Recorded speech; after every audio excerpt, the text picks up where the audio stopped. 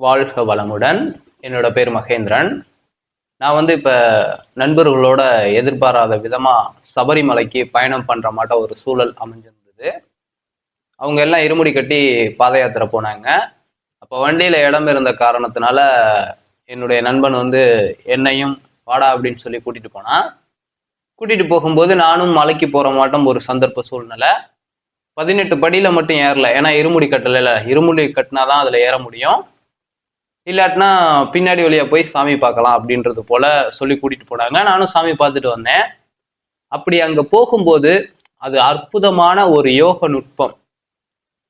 பிரம்மச்சரிய வாழ்க்கையில இருந்து சந்நியாச நிலையில இருந்து நாம ஞான நிலைய அடைகிறதுக்கான ஒரு வழிமுறைகளை முன்னோர்கள் வகுத்து கொடுத்துட்டு போயிருக்காங்க அப்படிங்கிறது எனக்கு தெரிய வந்துச்சு. அதை பத்தி தான் இந்த வீடியோல நான் உங்ககிட்ட பகிர்ந்துக்க போறேன். எனக்கு தோணுன விஷயங்கள் என்னன்னு பாத்தீங்கன்னா, இப்ப உங்களுடைய வழிமுறைகள்னு சொல்லக்கூடிய அந்த ப்ரொசீஜர் என்ன அப்படிங்கறத நம்ம பார்க்கலாம். ஃபர்ஸ்ட் தெரிஞ்சுக்கணும். அதை கூர்ந்து கவனிச்சோம் அப்படின்னம்னா, எதுக்காக இதை நம்ம முன்னோர்கள் நமக்கு கொடுத்துட்டு போயிருக்காங்க, என்ன பர்பஸ், இதை நாம செய்யறதுனால நமக்கு என்ன லாபம். ஏன்னா எந்த ஒரு செயல்கள் செஞ்சாலும் அதற்கான விளைவுகள் இருக்கு. இது அறிவியல்ல பார்த்தாலும் சரி, ஆன்மீகமா பார்த்தாலும் சரி, எந்த செயல் செஞ்சாலும் அதற்கான ஒரு விளைவு நிச்சயமா இருக்கு. அப்போ ஒரு செயலை செய்ய சொல்லி நம்ம முன்னோர்கள் சொல்லிட்டு போயிருக்காங்கன்னா அதுல நிச்சயமா நல்ல விளைவுகள் இருந்தா மட்டும்தான் அதை பழக்கப்படுத்திட்டு போவாங்க. ஒரு வழிமுறையாவும் வாழ்க்கை முறையாவும் கொடுத்துட்டு போவாங்க. அப்படி கொடுத்துட்டு போன ஒண்ணுதான் இந்த சபரிமலை பாத யாத்திரை பயணம். நான் யோசிச்சுக்கிட்டே போறேன், அவங்க செய்யக்கூடிய செயல்கள்லாம் என்ன அப்படிங்கிறதெல்லாம் ஆராயும் போது, இதுக்கு முன்னாடியே நான் இதை பத்தி ஒரு வீடியோ பேசியிருப்பேன்னு நினைக்கிறேன், ஒரு வருஷத்துக்கு முன்னாடி. இதுல இன்னும் கொஞ்சம் டீட்டெயிலா எனக்கு புரிதலை பத்தி எக்ஸ்பிளைன் பண்ணலான்னு தான் சொல்லிட்டு பேசணும்னு நினைச்சேன். ஃபர்ஸ்டா நாங்க போகும்போது அது எல்லாத்தையுமே ஆராய்ஞ்சுக்கிட்டு போகும்போது அவங்க என்னென்ன செய்யறாங்க அப்படிங்கிறதெல்லாம் மற்றவங்க கிட்ட கேட்கும்போது அவங்க சொன்ன விஷயம், 48 நாட்கள் மாலை போட்டு உண்ணா நோன்பு இருந்து விரதம் இருந்து, அதாவது விரதம் பல ஆகாரங்களை எடுத்துக்கிட்டு இருமுடி கட்டி பாத யாத்திரை வரணும், 18 படி ஏறி சாமியை பார்க்கணும், அங்க கூட சபரிமலை ஜோதி பார்க்கணும் அப்படின்னு சொல்லி சொன்னாங்க. அப்ப இதுல என்ன நுட்பம் இருக்கு, எதுக்காக இதை செய்யறாங்க அப்படிங்கிறதெல்லாம் நான் இங்க இருந்து புறப்படும் போதே என்னோட மைண்ட்ல, ஏன்னா ஏதாவது ஒரு நிகழ்வு நடக்குதுன்னா அதுல இருந்து இந்த இயற்கை நமக்கு என்ன கத்துக் கொடுக்குது அப்படிங்கிற ஒரு கண்ணோட்டத்துலதான் நான் பயணம் பண்ணிக்கிட்டே இருப்பேன். வரக்கூடிய எல்லாத்தையுமே ஏத்துக்குவேன், அதுல இருக்கக்கூடிய சுகத்தை மட்டும் தேடிக்கிட்டே போவேன். அப்படி போகும்போது எனக்கு கிடைச்சக்கூடிய விட என்னன்னு பாத்தீங்கன்னா, இப்ப 48 நாள் உண்ணா நோன்பு பல ஆகாரங்கள் அப்படிங்கிறது இப்ப இடப்பட்ட காலத்துல ஃபாலோ பண்ற விஷயம்லாம் நீங்க மனசுல எடுத்துக்க வேணாம். இடையில பலகாரம் சாப்பிடலாம் அப்படின்னு சொல்லிட்டு என்ன பலகாரத்தை சாப்பிட்றது, விரதம் இருக்கிறேன்ற பேர்ல மதியானம் சாப்பாடு சாப்பிட்டுட்டு காலையில ஏதாவது என்ன பலகாரம், டீ, காஃபி, பன்னு இப்படி சாப்பிட்றதெல்லாம் விரதம் கிடையாது. ஒரு குறிப்பிட்ட வருடங்களுக்கு முன்னாடி இதோட வழிமுறைகள் எப்படி இருந்ததோ அதை பத்தி தான் நான் இன்னைக்கு பேச போறேன். வயதான மனிதர்கள்ட்டெல்லாம் கேட்டா கொஞ்சம் விஷயங்களை இப்படி அவங்க முன்னாடி எப்படி இருந்தாங்க இப்ப எப்படி இருக்காங்கன்றதெல்லாம் கேட்கும்போது தெரிய வந்தது. அப்ப என்ன பண்ணுவாங்கன்னா, சாப்பிட மாட்டாங்க, விளக்கு வச்சுட்டா சாப்பிட மாட்டாங்க. மாலை போட்டுட்டாங்க அப்படின்னா, கார்த்திகை 1ஆம் தேதி மாலை போட்டாங்க அப்படின்னா வீட்டுல படுத்து தூங்க மாட்டாங்க. ஏதாவது பொதுவான கோயில் இருக்கும்ல, அங்கதான் குருசாமி இருப்பாராம். ஒரு 8 மணிக்குள்ள இருட்டுறதுக்குள்ள கோயிலுக்கு வந்துடணும், அங்க எல்லாம் தங்கிடணும். அவர் பஜனைகள் பாடுவாரு, இந்த சாமி பத்தின கதைகள்லாம் சொல்லுவாரு. இதெல்லாம் கேட்டுட்டு பஜனை பாடிட்டு படுத்து தூங்கிடுவாங்க. திரும்ப காலையில எந்திரிச்சு வெள்ளனமா 4 மணிக்கு எந்திரிச்சு காலை கடன்கள்லாம் முடிச்சுட்டு குளிச்சுட்டு திரும்ப பஜனை பாடிட்டு சாமி கும்பிட்டுட்டு எப்பவும் போல மற்றவங்க எல்லாம் வேலை பார்க்க போயிடுவாங்க. திரும்ப சாயங்காலம் ஆனோன்னா வந்துருவாங்க. இதுக்கு இடையில என்ன சாப்பிடுவாங்க அப்படின்னு பாத்தீங்கன்னா, இரவு நேரங்கள்ல சாப்பிட மாட்டாங்க, இல்லாட்டினா காலையிலேயும் சாப்பிட மாட்டாங்களா. அந்த மதியானம் ஒரு நேரம் மட்டும்தான். இதுவும் பல ஆகாரம்னா பழங்களை உணவா எடுத்துக்கக்கூடிய நோன்பு தான் இருப்பாங்க. பழைய பாடல்கள்லாம் நீங்க ஐயப்பன் பாடல்கள்லாம் கேட்டு பாருங்க, நோன்பு இருந்து வந்தோம் ஐயா அப்படின்னு சொல்லிட்டு பாடுவாங்க.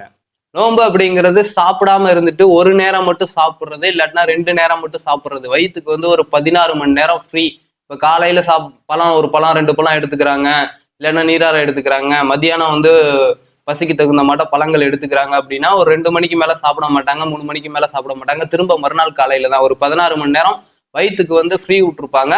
சில பேர் பாத்தீங்கன்னா ஒரு நேரம் மட்டும்தான் எடுத்துக்குவாங்க. மத்தியானம் ஒரு நேரம் சாப்பாடு மட்டும்தான் எடுத்துக்குவாங்களாம். காலையிலயும் சாப்பிட மாட்டாங்க, நைட்டும் சாப்பிட மாட்டாங்க. தாகத்துக்கு மட்டும் தண்ணி கொடுத்துக்குவாங்க. அந்த நீரும் பாத்தீங்கன்னா இப்ப சபரிமலையில பாத்தீங்கன்னா பலவிதமான வேர், இலைத்தலை, இப்படி மூலிகை தண்ணி வச்சிருப்பாங்க.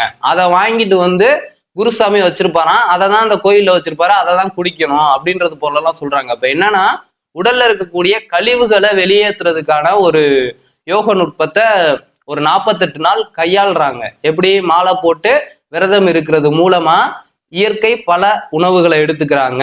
இடையில குடிக்கக்கூடிய தண்ணியும் பாத்தீங்கன்னா மூலிகை தண்ணியை எடுத்துக்கிறாங்க. இப்படி எடுத்துக்கும் போது உடல்ல இருக்கக்கூடிய கழிவுகள் எல்லாம் வெளியாகுது. அடுத்ததா பாத்தீங்கன்னா இருமுடி கட்டுறது. இதுதான் மிகப்பெரிய சூட்சமம்.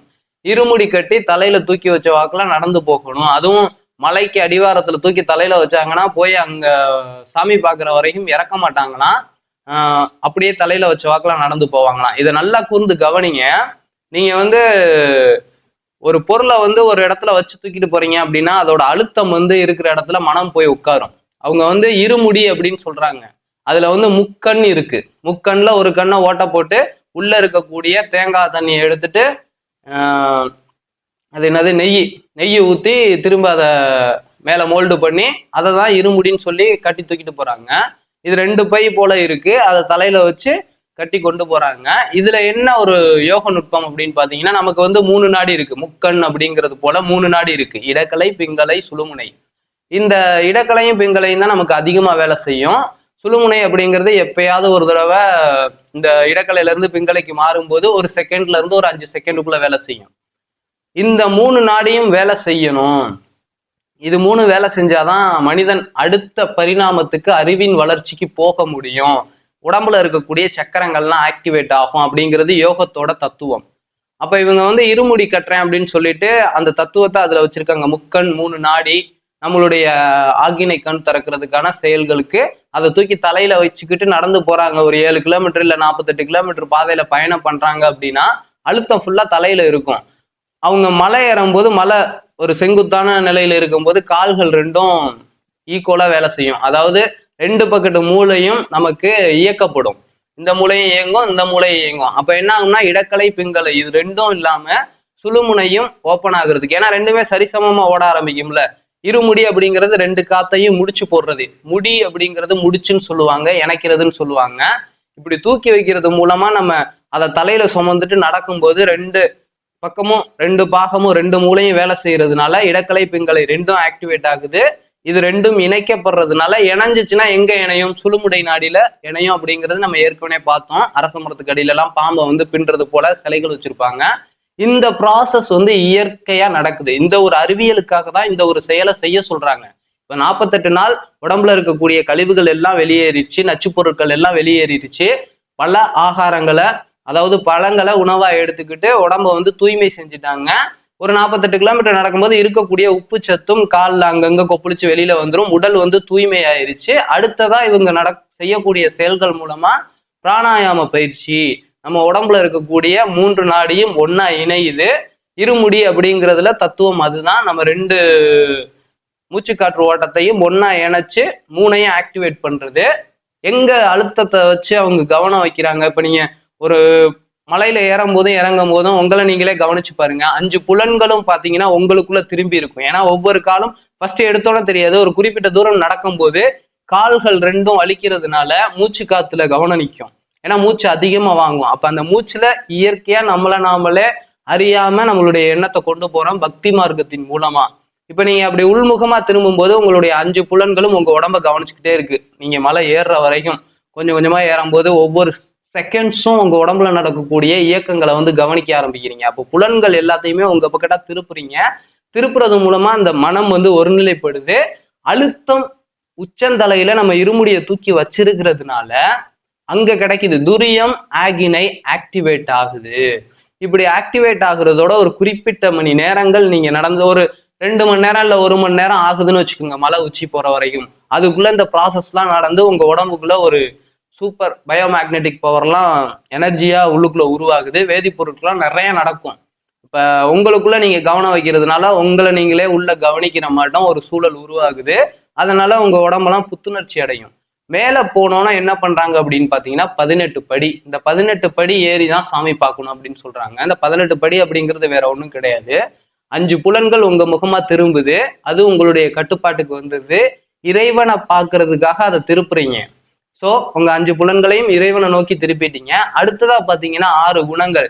ஏறி போகும்போது சில பேத்துக்கு முடியாம வரும், நிறைய உபாதைகள் வரும். இப்பெல்லாம் என்ன பண்ணுவாங்கன்னா மனதை வந்து என்ன தப்பு பண்ணிருக்கணும், ஏது தப்பு பண்ணிருக்கணும், என்னை எப்படியாவது கொண்டு வந்து சேர்த்திருப்பா அப்படின்னு கோஷம் எல்லாம் போட ஆரம்பிப்பாங்க. மந்திர உபாசனைகள், சாமியை சரணம் ஐயப்பா அப்படின்னு சொல்லிட்டு நிறைய மந்திரங்கள் அதை நினைச்சு பாடுறதுனால எண்ணங்கள்லாம் ஒருநிலைப்பட்டு சிந்தனைகள்லாம் சீரமைக்கப்படுது.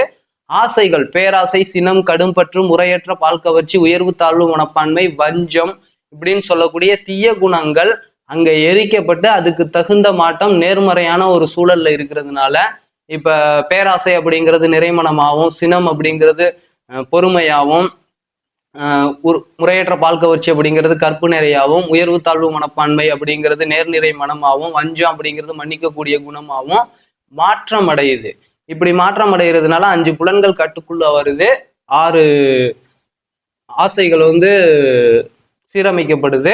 அடுத்ததா பாத்தீங்கன்னா 7 சக்கரங்கள் அவங்க செய்யக்கூடிய செயல்கள் மூலமா கீழே இருந்து மேல வரைக்கும் அந்த மூச்சை கவனிச்சு ஏறுறதுனால 3 நாடி ஒன்னா இணையறதுனால மூலாதாரம், சுவாதிஷ்டானம், மணிப்பூரகம், அநாகதம், ஆகினை, துரியம் அப்படின்னு சொல்லக்கூடிய இந்த 7 சக்கரங்களும் ஆக்டிவேட் ஆகுது.